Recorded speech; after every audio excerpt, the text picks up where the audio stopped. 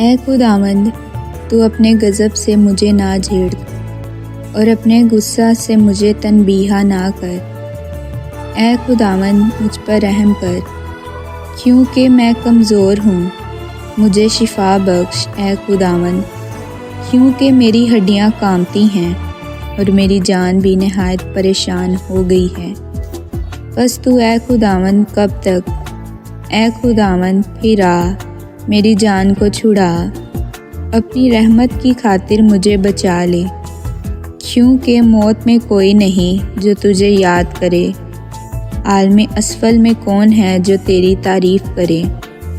मैं करहाते थक गया हूँ।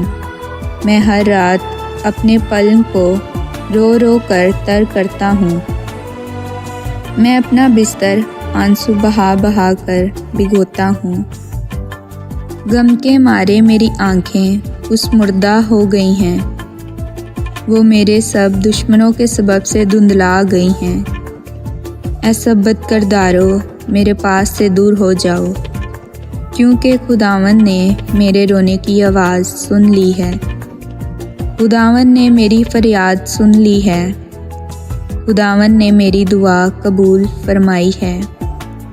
मेरे सब दुश्मन शर्मिंदा हों और बाशिद्दत कांप उठें। वो पीछे हटें और नागहां खजालत खींचें।